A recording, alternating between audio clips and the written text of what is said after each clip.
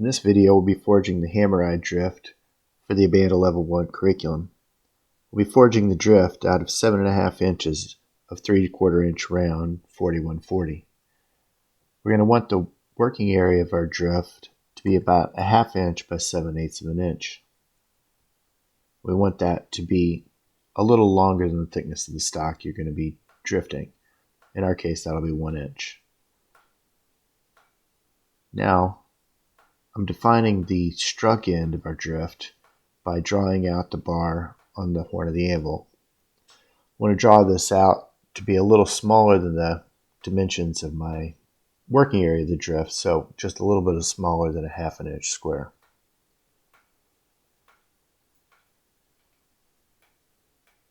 As I'm going, I clean up hammer blows on the face of the anvil just like we do with all of our other tools.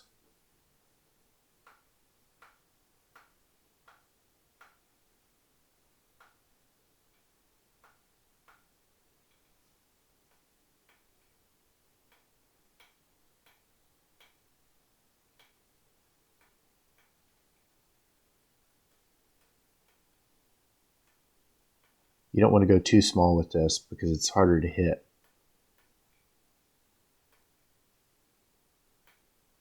And you also want to be able to hold it with a pair of tongs, because later on you'll be using that for a hammer-eye drift. Now I'm defining the actual drift area just below our struck end. I'm not going to the final dimension right now, I'm just going fairly close.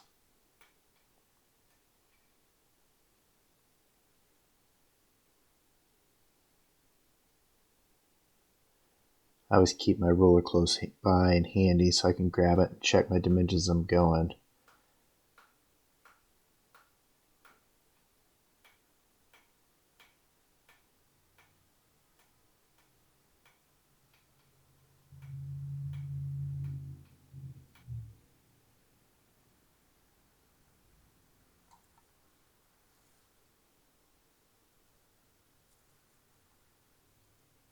Now that I've got that area defined, I'm going to start working on the area that we actually drive into the steel.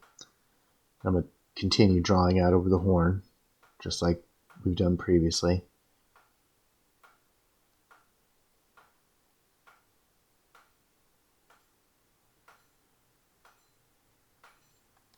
We'll want to work this area down so that it fits the hole that our slap punch creates. We don't have to go all the way to the final dimension right now.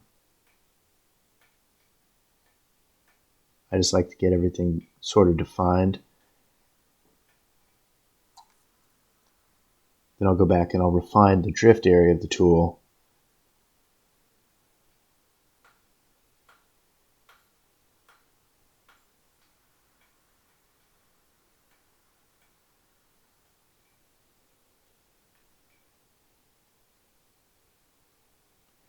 I always like to keep an eye on the measurements and make sure I'm not going too far.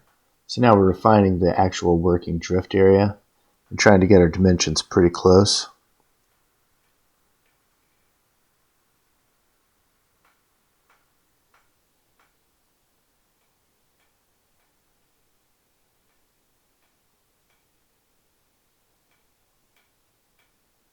I'm going to keep this area pretty smooth. All your transitions need to be without bumps, without divots.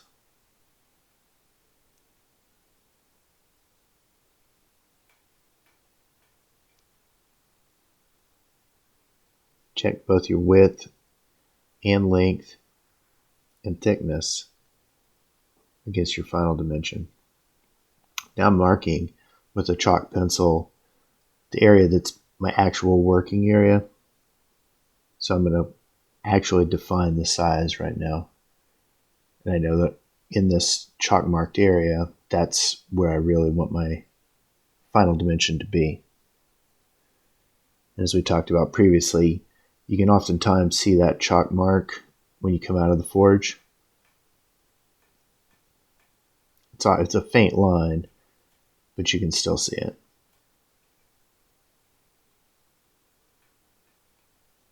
So I'm just getting everything cleaned up, working the edges down, making smooth transitions.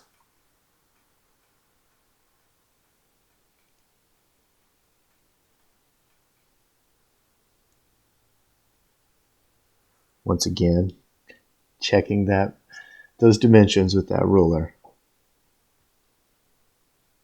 Cleaning up hammer marks.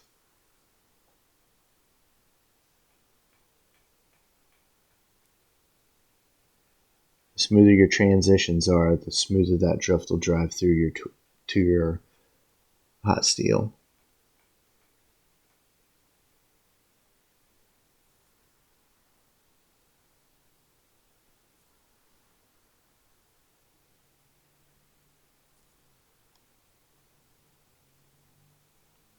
Now that I'm happy with this dimension, I'm going to take a square center punch and I'm going to mark my working area. I like to do this sometimes just as a visual because it's easy to drive your drift a little too far, especially when you're forging something like a hammer. And having that visual aid is helpful.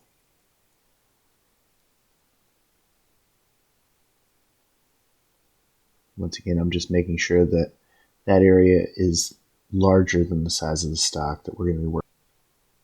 Now I'm going to finish working on this taper, drawing it down to the final dimension and get everything cleaned up.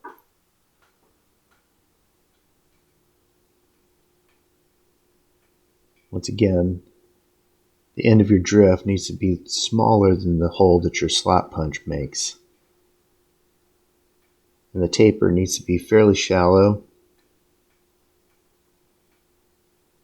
The steeper your taper, the harder it is to drive through the hot steel. Right now I'm just rounding up the edges.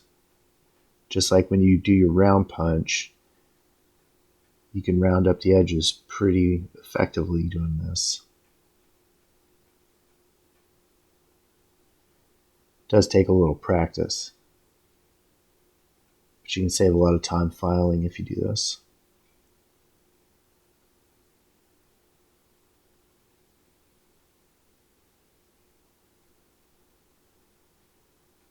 Now we're going to define the area that goes from the struck end to our drift and just get everything cleaned up, making sure there's no bumps or anything.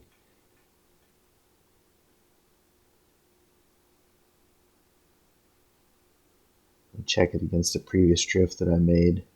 See if I've done the tapers long enough and thin enough.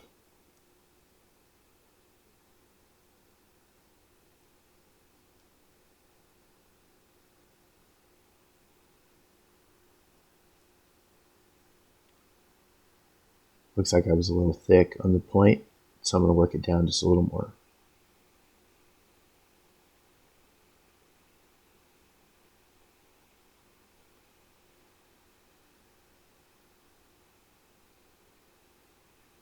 Just doing some more cleanup.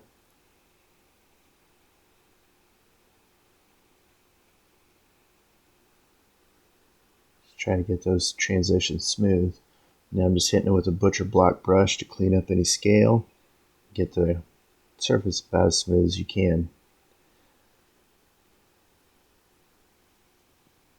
So now we've got our drift. For drifting a 1/2 inch by 7/8 inch hole.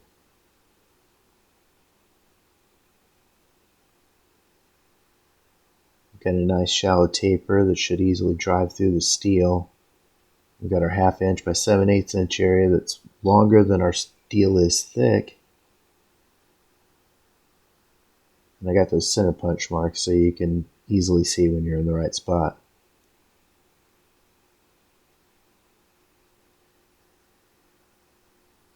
Then it tapers up to our struck end. It's large enough to strike, but small enough that it will fit through the hole easily.